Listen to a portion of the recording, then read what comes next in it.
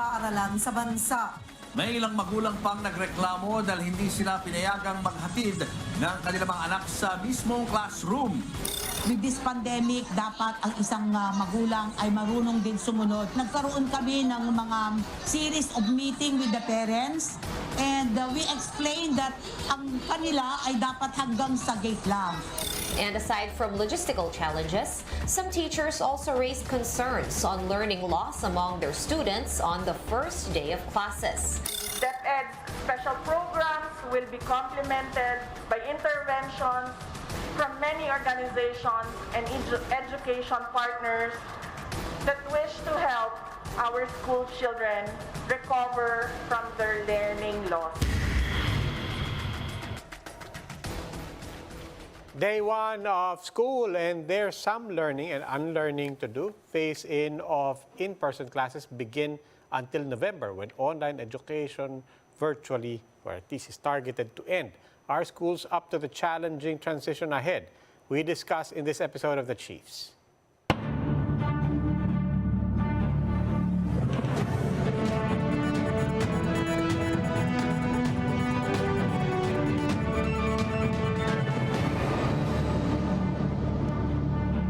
Welcome to The Chiefs. Ako po si Roby Alampay. Kasama ko po si Ed Lingao. Nandito kami sa studio sa Mandaluyong and online from Manila, Ami Pamintuan of the Philippine Star, and in Quezon City, Luchi Cruz-Valdes of News 5. Chiefs, happy Monday. Happy Monday. Happy Monday. Nako, school opening day.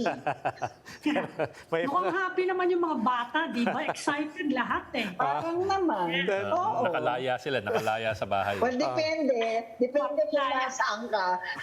Tsaka meron na may baon na, may baon.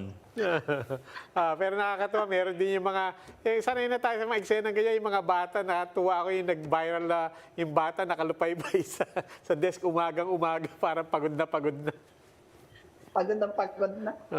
Pero proud din, ano? Although, sabi nga ni BP Sara successful naman daw as far as she's concerned. Saka peaceful naman, sabi ng PNP, di ba?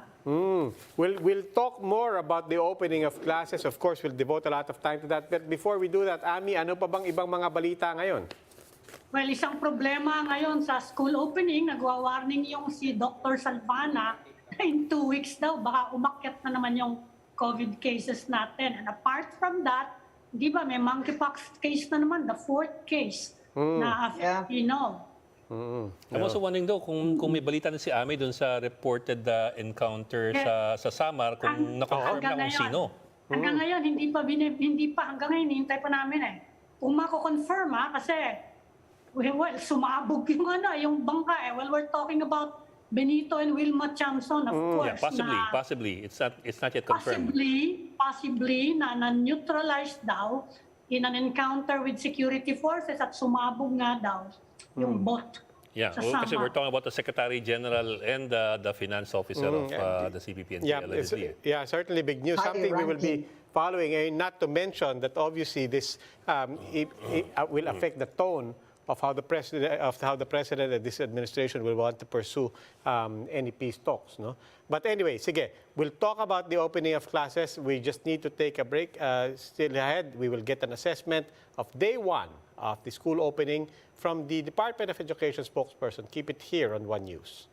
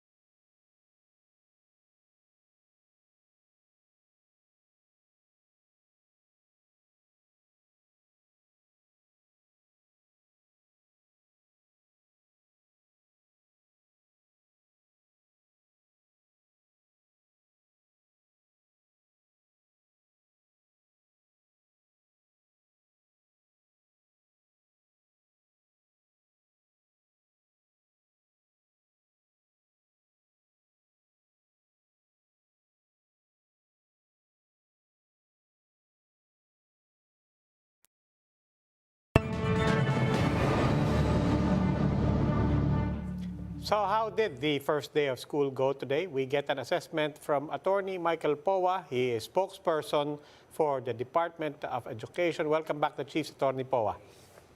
Good evening, sir. Good evening po. Magandang gabi po sa inyong lahat. Magandang gabi po. Evening, sir. Attorney, umpisa ulit tayo. Kanina kausap ko na si Attorney sa big story. But let's start again with your general assessment. And the basic question, lahat ba ng eskwelahan nakapagbukas or were there any isolated incidents na medyo extreme? Opo, lahat po ng eskwelahan nakapagbukas aside from yun pong mga apektado nung ating bagyong Florita. So yan po, may sa areas in Cagayan, Albay. So there were several areas. I think there were around 4 or 6 regions that were affected. At yun lang po ang hindi nakapagbukas ngayon because nagsuspend ng classes ang kanilang local governments. Which is good na rin po for the safety of our learners dahil mukhang nag-signal number 2 pa nga po sa ibang areas. But aside from that, the general assessment galing po sa ating mga regional directors is that nationwide, mukha naman pong mapayapa at maayos. It was a very orderly opening of school day. Pero sir, Ano yung mga nangungunang mga concern, no? Yung halimbawa na lang yung mga protocols, di ba? Na halos hindi rin nasunod sa maraming mga paralan dahil nga, attorney, crowded eh. So nawala na ng social distancing and so on and so forth. What were the major challenges today? Yes, I think for the major challenges, there's one, I would say, consistent challenge every year pre-pandemic, which is, and another unique challenge. So let's start with the consistent challenge. Yan po yung infrastructure talaga natin. Admittedly, may kakulangan pa rin po tayo sa ating mga classrooms, especially in the NCR and Calabarzon area, where, talagang congested po ang students sa dami ng mga enrollees natin. So it was really a challenge, especially because, these things were planned out po beforehand. The regional directors and as well as the school office officials of these areas already mapped out yung strategy nila, which would be shifting of classes. But even then, kung mapapansin nyo, meron pa rin po talagang mga areas na kahit na may shifting na tayo, yung physical distancing was quite difficult to achieve. That's why we really have to make sure that our learners are protected, at least with face masks. Kanina naman po, wala tayong reports na may mga walang face mask. Kanina po, lahat naka-face mask. We also have temperature checks upon entry to the schools. So at least that will alleviate somewhat the risk of transmission. But again, this is something that we'd like to address sooner rather than later. That's why in terms of infrastructure, we are already allocating and proposing a budget for new construction as early as next year because it has been a constant problem. At secondly, the unique problem that I mentioned a while ago, we also, apparently from the reports of our regional directors, marami pong parents na pumunta sa school kanina, some para samahan lang talaga yung mga anak nila, pero others to get yung enrollment certificate kasi qualification po siya for the educational aid being given out by DSWD. So I think we need to come up with a system here and we're already discussing this with some of our regional directors para po mapabilis yung pag-issue natin ng enrollment certificates because as we know, they really need yung educational aid sa DSWD and we'd like to provide a more systematic way of giving them the certificates para po hindi sila nagka-crowd sa ating school area. sir, there were Sabi earlier nga ni concerns. Secretary Tulfo, baka dapat daw gamitin na raw yung schools din para mag-distribute ng Yes, I've been educational. listening to Secretary Tulfo. He's been actually proposing a lot of remedies naman to the situation. He's already talking to the LGUs. So, ano lang po kasi talagang talagang pumunta po kasi talaga yung mga tao bigla. Ganyan naman po talaga tayong minsan mga Pilipino. We really rush for these aids kasi kailangan na kailangan. And we understand that. So kami naman po sa Department of Education, if the DSWD needs anything, we will be happy to coordinate with them and we can offer whatever they need po to help rin itong problema natin with crowding. Sir, I've heard about concerns over an issue that it's an issue that actually predates the pandemic. And I'm not talking about classrooms. I'm talking about something as simple as hygiene and sanitation facilities. Kasi sa classroom, kahit paano, madaling control ng mga bata. Pero pag recess, tatakbuhan yan sa banyo. And of course, again, like I said, this predates the pandemic. Not all schools apparently are well equipped with running water or with enough stalls for for toilet use. And so on down the line. So I'm wondering how that's been addressed, or if it's been addressed at all. Like I said, it's something that's separate pa from the issue of classrooms, and it's harder to control, I suppose, than the classroom situation. Yes, sir, I totally agree with you. It is something that predates the pandemic, but it is also something that I guess is more emphasized with the pandemic. And so what we did was, first of all, during the inter-agency coordination meeting that we had around 3 weeks or even a month prior to the opening of school, and again, we had it again a week before the opening of school, we spoke to the different agencies to help us, specifically like agencies like MWSS to help us with water supply, or other Meralco, for example, for electricity. Now, in terms of hygiene and facilities in school, recently, before we opened classes, we actually released a supplemental MOOE. So the DepEd released a supplemental MOOE in the amount of 3.7 billion nationwide. We did not give the schools a parang prescribed rule on where to spend the MOOE, because we wanted to give them the flexibility depending on their situation kung saan nila gagastusin. Kung kailangan nila ng water facilities, pwede po silang bumili ng water facilities. Because we also are recommending that the schools have yung parang backup face masks, because the students, alam nyo naman, minsan malikot, baka mapatid yung face mask. So we want to make sure that pag nawalan ng face mask yung estudyante, meron din sila. Although we are not directly giving them the funds to buy face masks, because specifically some schools, yung LGUs, nagbibigay na po. So we provided them with these funds para po to supplement yung kanilang operating budget to fill in the gaps, kumbaga, dito sa mga facilities nila. Now we are monitoring the situation. And I'm sure our field offices are looking into it also. We'd like to see kung talagang kompleto na nationwide, at least yung mga hygiene facilities po natin. Attorney, kumusta naman yung sa mga teachers? Anong mga problema? I know it's just the first day. Pero ano yung mga pinaka-common problems na nakarating sa inyo with regard to the educators naman? Opo. Sa teachers, ma'am, with the first day naman, wala tayo. I've been checking the command center, because the command center is actually under me.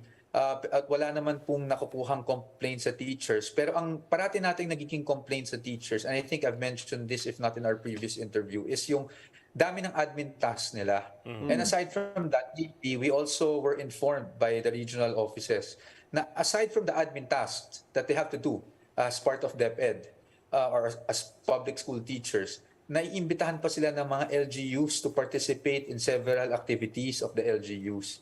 So this is something that we are already addressing at the moment. There was already an instruction given by the Vice President and Secretary of Education during our EXICOM meeting na yun pong ating mga regional offices, dapat po i-review na nila lahat ng mga pinapagawa natin sa teachers na paperwork. Tapos kung pwede nang bawasan na natin kaagad as soon as possible. And then we also want to coordinate with the different LGUs to ensure na hindi na po nahatak yung teachers natin. Because, as you know, we're always talking about the learning gaps of our learners. Yeah. But we also have to recognize that our teachers would also need additional training after these 2 years. So we really want to, that's part of our learning recovery plan po, is to reskill and upskill our teachers as soon as possible with training programs, either provided in-house or provided by our external education partners, so that sila rin po ay maging komportable at talagang matutukan nila yung pagtuturo. Attorney, nabanggit niyo yung learning gap kanina nga, this big story. We featured this teacher na first day binibigyan niya na ng assessment itong bata, and she was saying, nakakalungkot. These are 7 years old, 8 years old na apparently functionally illiterate. Yung bata. Ito po bang assessment, this is going to be standard for at least for the first days of school? Are we applying this assessment? And what are we bracing for in terms of finding out the baseline of our students 2 years after the lockdown? Opo, that's true, sir. No, yung assessment, that's part of the learning recovery plan. The purpose of the assessment is to profile and cluster our learners right now. As you know, the World Bank report came out with learning poverty, and it was really unfortunate for us na children age 10 cannot even seem to read, 90% at least, no, cannot even seem to read simple phrases and comprehend them. So that's something the Department of Education is very concerned about. That's why as part of our learning recovery plan, we want to have assessment tools in place agad in the first few weeks so that alam na natin kung sino talaga yung may gaps. We want to narrow the gap by ang nasabi nga sa speech ni Vice President Secretary of Education, yung intervention measures natin. Kung kailangan natin to expand programs on reading, we will do that. As I've mentioned earlier, we also have in Brigada Eskwela Plus, yung bawat bata bumabasa.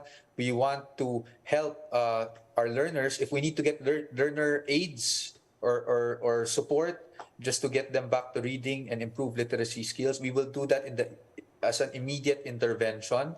But as a long-term goal, I think with the review of K-12, we really have to take a look at our learning competencies. And that's what we're doing to see kung ano ba talaga yung nagiging problema, bakit tayo nagkaroon ng literacy issues, and not only literacy, even in math and science. So those are the things that we are looking at po. And hopefully, that's really the plan of this administration, is to raise the quality of education in the Philippines. Attorney, totoo bang last day na ng late enrollment din today that DepEd has declared that there will be no more enrollment in the following days? Opo, hindi po. The enrollment schedule po, today po talaga yung last day. However, DepEd will allow late enrollees. So allowed pa rin. Opo, pero may condition po yan. Yung condition po kasi natin under DepEd Order Number 3, Series of 2018, is that late enrollees will be allowed as long as when they get enrolled, they will still meet the 80% prescribed school days for this school year. So ibig sabihin po nun, para maklaro din natin sa publiko, is that they will be allowed to enroll late, pero kailangan may 80% pa rin pong natitira dun sa school days nila. So I always interviews, siguro we should simplify. So within September, we will allow them. Because I think based on the calculation that our planning group, it's around, basta within September, pasok pa yan sa 80%. Right. Yeah. But that being said, ma'am, if I may, that being said, of course we are encouraging our parents to please enroll the learners. Yes. The problem here is right now, we're already assessing the situation with our classrooms, if effective ba yung shifting schedule natin and our strategies. So if we don't have the actual number of students and they keep on increasing, baka po lalo tayong mamroblema. So we also need the cooperation of everyone to help us manage the classroom shortage situation. Marnie, kumusta yung situation sa private schools? Kasi I understand marami sa kanila, gusto nila ituloy pa rin yung online or at least hybrid. Ano yung situation ngayon? Natatakot daw yung mga parents na pabalikin kagad yung mga anak at this time. The early indications po, there are private schools that have already implemented in person. Definitely, 5 days in person, they're implementing that. However, early indications, marami pa rin pa talaga pong private schools na gusto munang mag-blended as part of the transition. Ngayon po, as the Vice President and Secretary also mentioned previously, there is a study being done if we should make blended learning a permanent thing in our educational system. However, pending the study, sa ngayon po, tuloy na tuloy pa rin po tayo sa November 2, we are implementing yung mandatory 5-day in-person.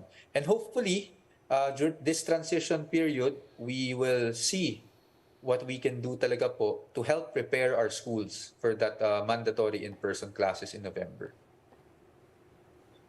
Meron daw mga balak na, hindi ba, there was a proposal na mag-set up ng mga vaccination centers sa schools. Mga ilan kaya ang natuloy yon? Kasi I understand marami ding parents na ayaw pa rin hanggang ngayon na ipavaccinate yung mga bata, lalo na yung mga batang-bata pa, the younger ones. Opo. Right now, ma'am, on the part of DepEd, hindi pa kami nagro-roll out with DOH ng mga, kasi DOH po yung tutulong sa atin, hindi pa naman sila nagro-roll out ng vaccination as per our request. Kasi we are still rolling out yung counseling sessions. Kasi we really need to convince, and we really think, the department really thinks we need to strengthen our drive to convince parents, learners, teaching, non-teaching staff to get vaccinated. Kasi nga, may congestion problem na tayo. So that's another line of defense. But apart from that po, no, we are very happy that some LGUs already started rolling out yung mga vaccination nila, nilapit na nila. Ang plano po kasi namin, after the counseling sessions, once we have an indication on the number of people wanting to get vaccinated, then we will have DOH help us roll out itong mobile vaccination sa schools po para po mailapit na sa kanilang vaccination. So right now, ma'am, to make it clear, on the part of DepEd, counseling stage pa lang po tayo, wala pang mobile, but very happy that the LGUs are partnering with us and they're already rolling out their own vaccination drives. Sir, bubukod ako ng konti. Medyo ibang topic ng konti. I understand the last time you were here, you said that DepEd was already requesting PSDBM, the procurement service of DBM, to find out, procurement documents to find out what really happened on sa laptop issue. I know it was not you that made the purchase. However, the purchases were made in your behalf. In other words, you're really the interested party here. You're the client, kumbaga. I'm wondering kung meron na pong developments doon at kung ano yung findings. Yes, sir. So what happened there, I think the last time I was here, we were requesting for documents. The new administration of PSTBM are also very cooperative. So they were able to send us the documents within 24 to 48 hours. So there are three aspects here that you'll have to give me just a bit of time to explain. Yes, sir. For better understanding. So I'm the one that made the three aspects. No? So just to make it clear, Yes, sir. the first aspect is the AOM. So yung AOM po natin, we need to address that. And that's why we needed the documents from PSDBM. So those documents were already transmitted because the COA was basically asking for minutes of the meetings, notice of award, other notices. So we had to submit that to COA. The second aspect would be the laptops themselves. Yes, because we heard on the ground that there are complaints about the laptops being slow. So we already asked PSDBM for a listing of the recipients of those laptops. We're starting to reach out to the recipients because apparently itong procurement na to end-to-end siya. So yung supplier din po yung nag-deliver sa recipients. So we are now reaching out to them to see kung ano talaga yung problema. I've seen some of the laptops myself and meron kasi sa ICTS namin, which is our IT department. Ang feedback po kasi sa amin, it's very slow when you turn it on because when you turn on a new laptop, you need to update your OS. Usually may mga Yes, updates sir. siya. Yeah. So it's really slow when it does that, but after the update, normal na po. Now, whether this is true for all cases, we're not sure. That's why we want to check all the laptops. That's on the operational side. Because aside from the COA, we need to address also the operational side because our teachers are using these laptops. Now, what's the third aspect? The third aspect is we also want to know, as Department of Education, we also want to know what happened here or if there's anything we need to change in our own internal controls or whatnot. So we already submitted a request, I believe that was early last Monday, to COA to conduct or to subject this transaction to a fraud audit. Okay. So right now we're waiting for the results of that fraud audit, and depending on the results, we will abide with the recommendations of COA accordingly and react accordingly din po. Yes, sir. Kasi sir, I'd imagine that ang hinahanap po ninyo as the client is sulit dun sa pera ninyo. Yes. We're talking about the Celeron processor, which is the low end of processors of Intel. In fact, I found the exact model being sold on Amazon for $350, which is not even 20,000 pesos. Yes. And in Lazada, a higher processor chip of i5, which is much higher than Celeron, for 41,000, and that's an i5 processor. It's the same model except that the processor is higher. So, yun po I suppose in the end po, the public is also looking at that. Kung sa tingin nyo, sulit ba yung pera ninyo? Kasi po, in the end, kayo yung kliyente. Kumbaga kayo yung may karapatang magreklamo rin . Opo, tama po talaga kayo. And that's why we really ask COA for a fraud audit because we really want to know. Yeah. Because with pricing, there are statements being made na kasi may fluctuation noon because there was a shortage of stocks. But for us, we want to know and we want a third party to come and investigate and through a fraud audit to let us know kung ano po talagang nangyari dito. Hopefully, yes sir. At kung Attorney, mapatunayan just to po, tie in anong those- mangyayari? Ibabalik ba yan? We'll have to look at the legal repercussions po, no? Sa atin kasi we want to know first kung may lapses din tayo on our part o wala. Kung meron naman pong naging problema on the supplier part, we'll have to look at the legal remedies we have. Sabi ko nga po before, dun po sa operational side, dun sa laptops, kung talagang it doesn't meet the required standards, then may warranty naman po kasi ang sabi po sa amin, that's covered by a 3-year warranty. But Attorney, Yes, po. actually, yun yung tanong ko the word warranty, because the last time we were here, we did discuss that word, it came up. But siguro tying in points 2 and 3, first is, if I'm getting it right, to Ed's point, the matter to be looked at is not just a matter of performance, it's also a matter of whether or not it was overpriced. And then Yes, sir. secondly, third point explicitly says, if the direction is to look is to whether or not there was fraud. Because Yes, that changes it a bit, di ba? Because it's no longer just about, getting our money's worth and invoking warranty, di ba? That's true. That's very true. That's why I think we have to leave that open muna as to whether we will invoke warranty. And I agree with you, Sir Roby. It might not be a matter of just invoking the warranty because it depends on the finding of COA in terms of the fraud audit on what the possible legal remedies are. Sige. Attorney Poa, maraming salamat po. Thank you, Thank sir. you, Maraming Attorney. salamat din po sa inyo. Thank you, It's a sir. pleasure to talk to you guys po. Maraming salamat po. Attorney Michael Poa is spokesperson for the Department of Education. And we'll take a breather. We will have another discussion in a few. Keep it right here on One News.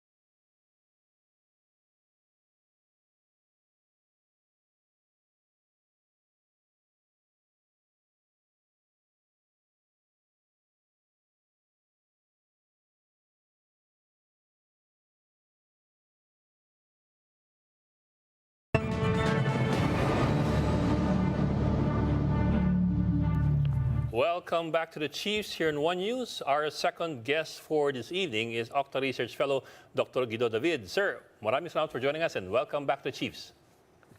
Good evening, Good Professor. evening, Prof.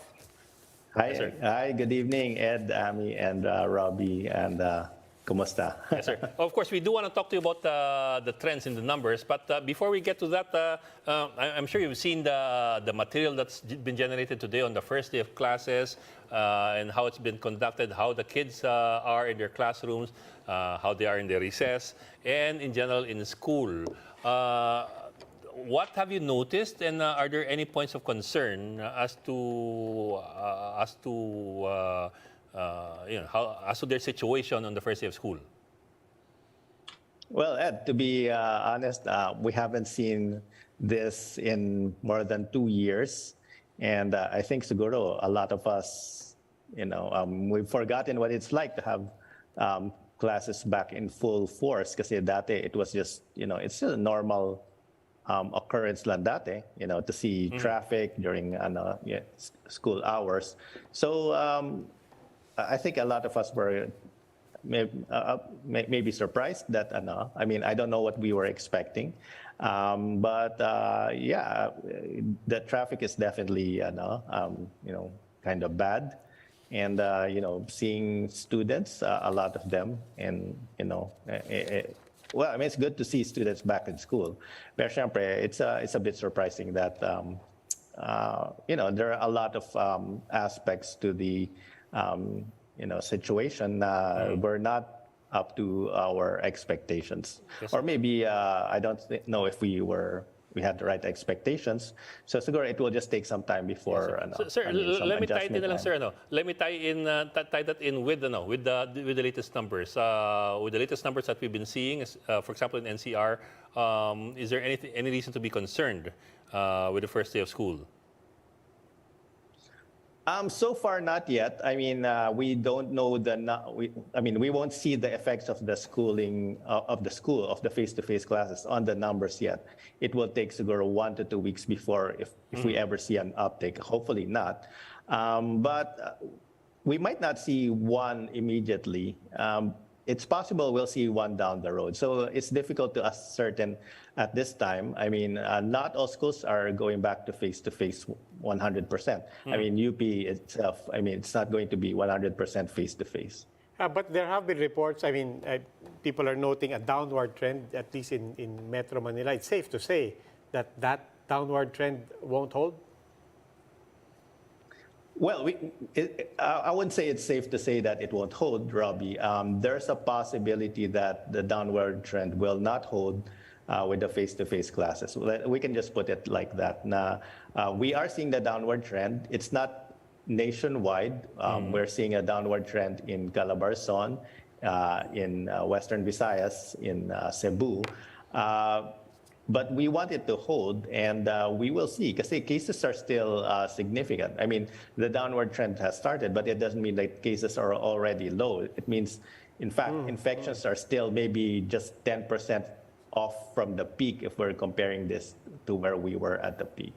Sir, sorry, himayin ko lang, sir. You're a mathematician. You talked about there's a possibility that the downward trend will not hold. Are you specific about there's a possibility or a probability? Well,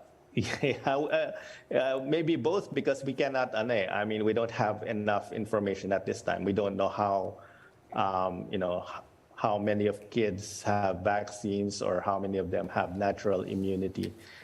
Those will be factors, and if there will be a spike in cases. I think it's, in terms of probability, I think it would be very likely we'll see an uptick somewhere along the way. This is what we saw in countries like the UK when they first reopened face-to-face classes. I think this was back in 2021. And, everybody noticed the uptick in cases. I mean, it's not just a clustering, because if it's just a clustering, it would be just a local, phenomenon. But it might be, it might happen, all over the country. Well, in fact, Dr. Edsel Salvana said today, seeing all the crowding in several schools, hindi naman lahat, Kaya lang sabi niya, he's seeing an uptick in 2 weeks. So considering the vaccination, sabi ng mga health officials, vaccination rate is high among the 12 to 17, but pretty low. In fact, quite disappointingly low. Doon sa 5 to kindergarten yun, up to 11. So ano yung projection kung ganon? Do you agree with Dr. Salvana na it's possible? Well, I'll just take some numbers. Sa UK, when they did a serology survey a few months ago, they noted that 99% of high school students had antibodies. So this means that either they were fully vaccinated or they got they got exposed and they got the natural antibodies. But only 73% of the elementary children had the antibodies. So it's much lower. So we're expecting something like that. We don't think 99% of high school. We don't know that because we don't have a similar study here in the Philippines. But what I'm saying is that the antibody levels of school children will likely be lower. In terms of numbers compared to high school students. And this is one other factor is that there are fewer vaccines available for 5 to 12, 5 to 11. And also, not all the parents would want their 5 to 11s vaccinated, right? So these will be factors. Now, I can't say that there will be an uptick or spike 2 weeks from now. Dr. Edsel is essentially saying that it's guaranteed. So if I was talking back to Ed, it's like Dr. Salvania is saying it's 100% probability that there will be an uptick in cases exactly 2 weeks from now. Now, it might be very possible or even likely to happen, but I can't say at this time that it is 100%. It might get delayed. This wave that we saw over the past months, it didn't transpire according to our expectations.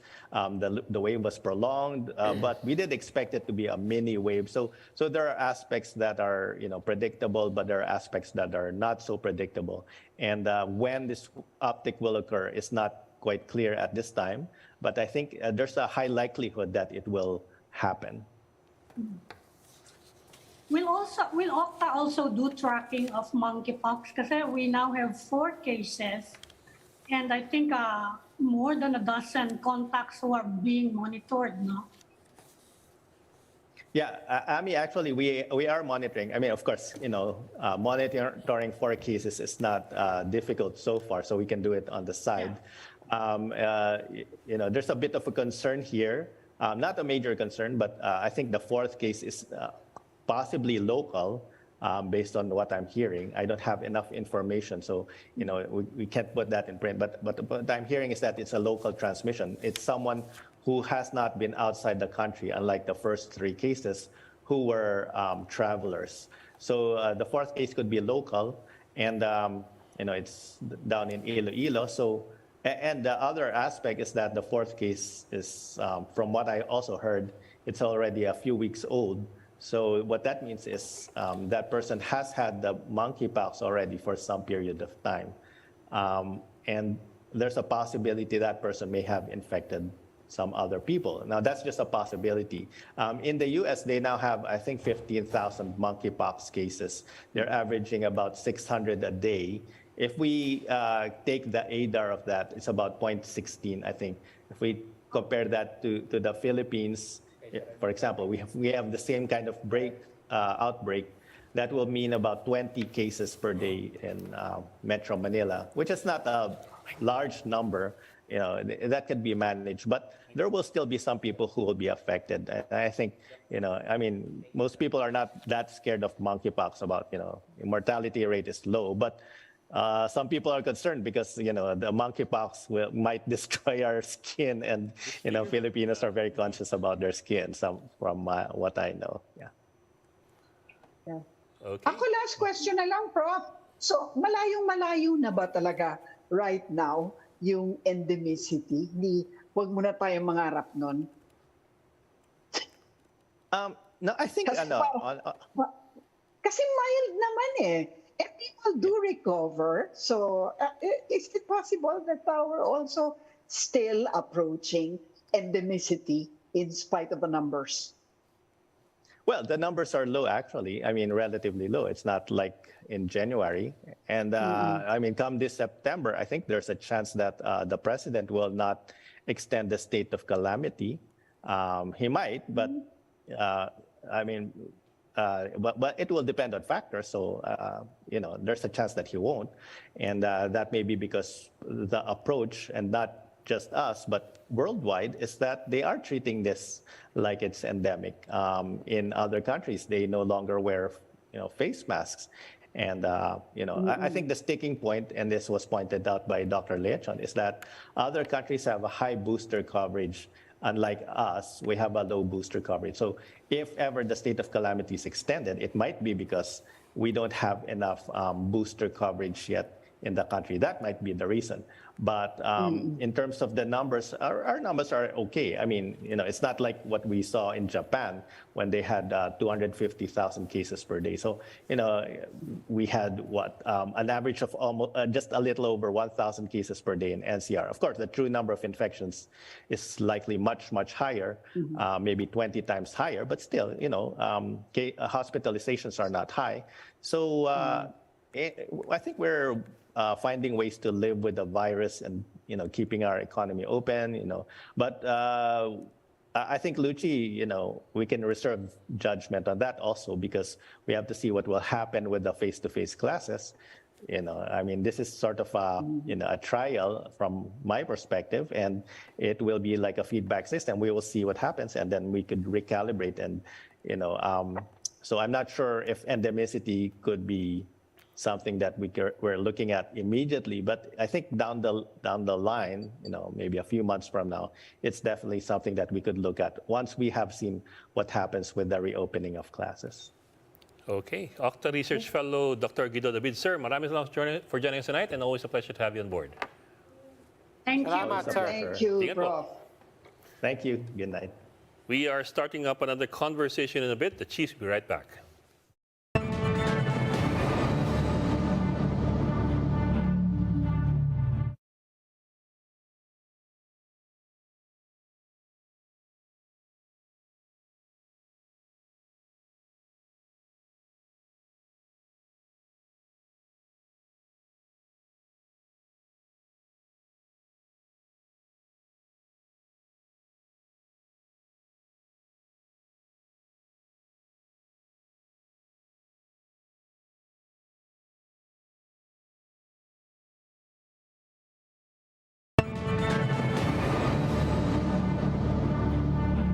Welcome back to the Chiefs here in One News. Joining us now via Zoom is Congresswoman Stella Quimbo of Marikina. Ma'am, magandang gabi, and welcome back to the Chiefs. Good evening. Salamat. Good evening. Good evening, Congresswoman. Good evening, Congresswoman. Ma'am, of course, yung National Expenditure Program, the NEP, has finally been submitted by Malacañang or by the DBM to Congress. Plenty of interesting things apparently there in the NEP for 2023. Among them, the budget for the Agriculture Department. But run us through your what you see as interesting points in this NEP. Well, I hate to disappoint you, pero kakarating lang po ng NEP sa amin, and the first formal budget briefing will be held on Friday, and that's going to be by DBCC. So briefings will go all the way down to September 16, and then plenary debates on September 21, hopefully to be approved by October 1. So yan ang rough timelines po natin. At this point in time, as you can see, napupuyat tayo. Nagbabasa tayo ng libro. 5 volume po yan. Sige, ma'am. Ganito na lang, Congresswoman. Let's rephrase that. What would you like to see? What are you going to dive into immediately and tingnan natin kung may ganito? Siyempre, of course, excited tayo doon sa vision, which is this is really an agenda for prosperity, and the goal is to have economic transformation, to have economic growth that is inclusive and sustainable. So yun ang overarching goals ng ating NEP 2023. So in general, what we would want to see would be the programs that would be supportive of this general goal. So very specifically, meron 8 points na gustong gawin. So kasama dyan ang lowering of food prices, kasama ang energy security, of course, having affordable healthcare, having improved transportation, having sufficient social protection, and of course, in education naman, of course, we are trying to reverse the learning losses caused by the shutdown of schools, meaning online classes for the last 2 years. So yun, meron ding on the green economy, meaning having green jobs. So there are 8 points, and yun ang titignan natin as we go from one agency to another. We are going to, ako personally, I'm going to look at what are the new things, what are the new programs, new approaches in trying to solve these problems. Ito mga problema na to, which is, for example, high food prices, etc. Matagal na natin problema yan eh. Di ba? Yung agriculture sector natin na talagang hindi productive, na finally bibigyan ng attention. Yes, so, of course, anong mga makabagong mga paraan para ma-achieve ito? Ma'am, for example, DBM says that they're raising the Agri Department's budget by 39.2% for next year to 184.1 billion. well, from what we saw from the release, mukhang yun ang biggest increase in the budget of the departments. Yes. So, as we know, no, every time nagkakaroon ng problema katulad ng African swine fever, biglang mag-shoot up ang price ng pork. Nagkaroon tayo ng problema with the price of rice. Ngayon naman, the price of sugar. And obviously, the way to deal with very high prices is to have adequate supply. The problem is our domestic producers, our farmers, are not as efficient as we want them to be. So, kulang kasi sa equipment, kulang sa irrigation, kulang sa basic infrastructure, kulang sa access to crop insurance, access to credit. Merong problema sa land holdings. So, ang dami talagang problema sa agriculture. So yun ang ano ang mga various programs na gagawin, di ba? For each of these problems in agriculture.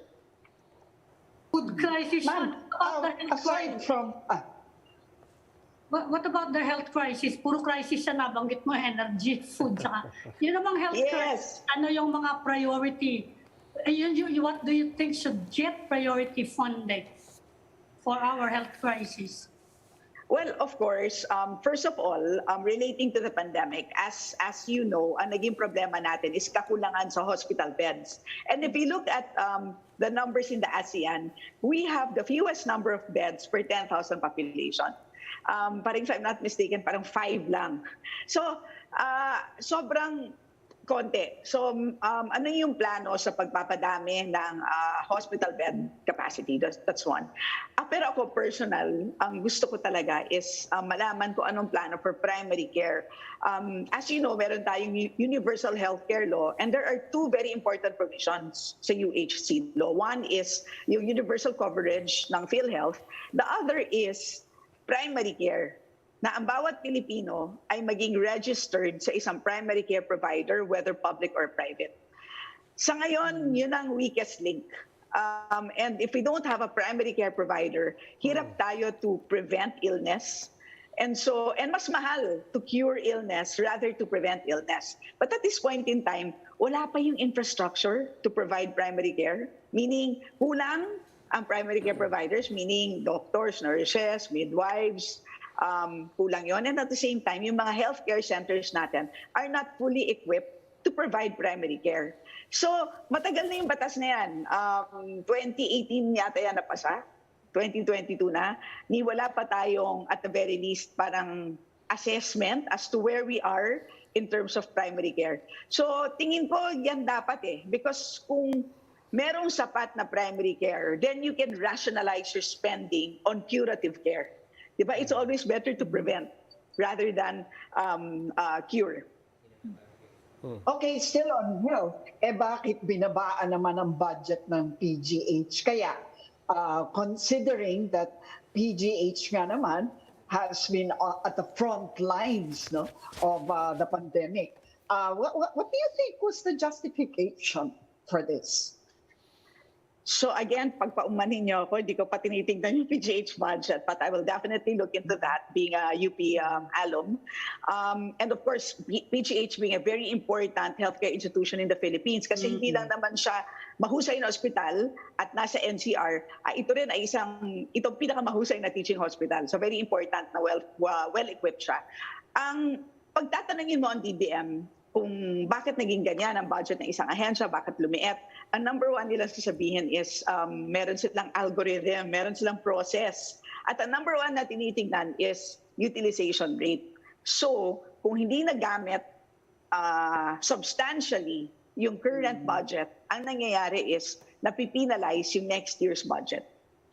So, yan ang very mechanic na sagot ng DBM all the time. Yeah. But I find that hard to believe that PGH would underspend or not utilize fully its budget for 2021.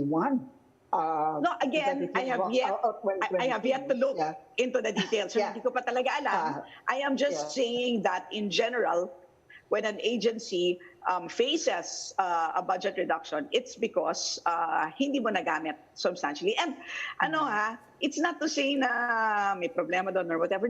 There are difficult things in government. One of them is procurement.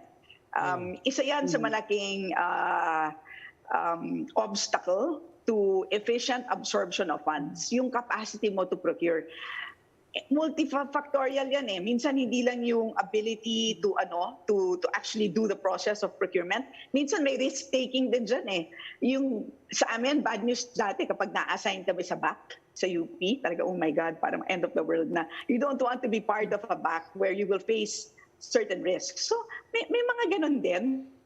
So, pero ayoko pangunahan because I don't know exactly what the budget utilization of PJH is. Okay, ma'am. Ito hindi naman pangungunahan. Maybe I just wanna... Sources na lang ng sorry. Ibalik ko lang. I'll just make a habol. What about the source of funds aside from taxes? Anong nakikita nyo? And then, the Mandanas ruling will take effect, right? Or has already taken effect. How will that affect the final sourcing of funds for the budget? Well, so first of all, talagang malaking portion pa rin talaga ng proposed disbursements will be sourced from tax revenues. Parang halos 70%, parang 69% of the proposed disbursements manggagaling sa taxes. There are non-tax revenues na malaki-laki din, which are fees. Yung mga kinokollect na fees ng agencies, malaki-laki din yun eh. Mga 200 billion din yun. So, that's one source. Of course, yung laging nandyan, pero over time, lumiliit yung potential as a source of funds kasi paubos na, is yung privatization. So, meron pa rin tayo mga ilang assets na pwedeng ma-privatize. Forever, halimbawa na example dyan is, at hindi magawa-gawa is yung mga casinos that are owned by government. Ngayon na meron tayong privately run casinos, nakikita natin yung disparity in terms of service quality at sinasabi nila, talaga mas mahusay naman siguro ang private sector sa pagpapatakbo ng casino. Bakit hindi na natin ibenta yung mga government-owned ones? So, example yon that has always been on the table.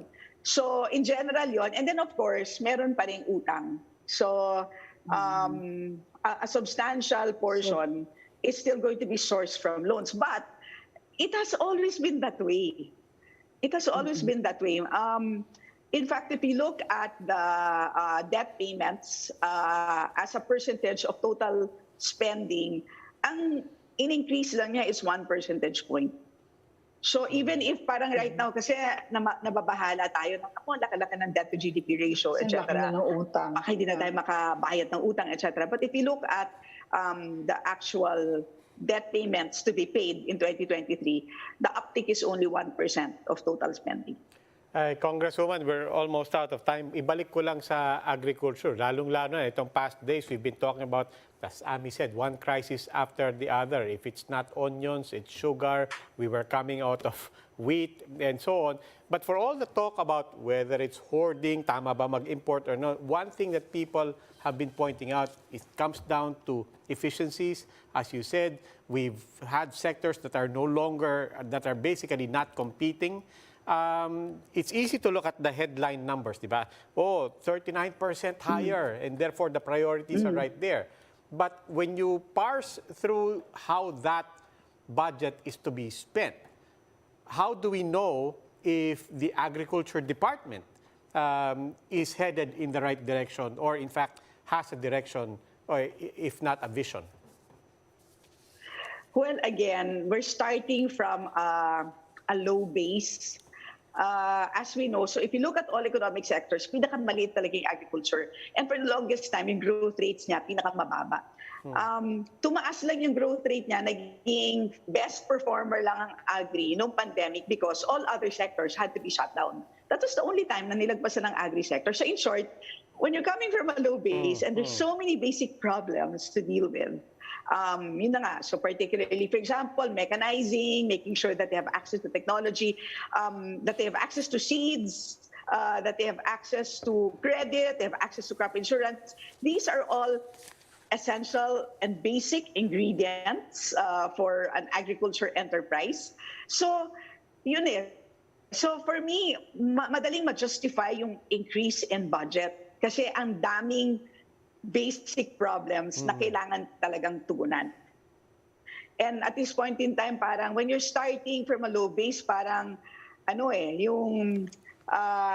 actually it's difficult, but it's also in a sense it's a good problem to have kasi lahat kailangan mong gawin. So pera lang ang katapat. So as long as mailatag mo ang sufficient budget, palagay ko magandang magiging outcome naman. Again, it's really yung very low attention in the past na binibigay sa agriculture ang naging problema siguro. Okay. Congresswoman Stella Quimbo ng Marikina. Ma'am, maraming salamat po. Thank you, ma'am. Thank you. Thank you, ma'am. And that's it for the Chiefs. We hope what was discussed will keep the conversation going. Ako po si Roby Alampay. I'm Mami Pamintuan of the Philippine Star. I'm Luchi Cruz-Valdes, News 5. I'm at Lingao. We are One News, all sides, all the time.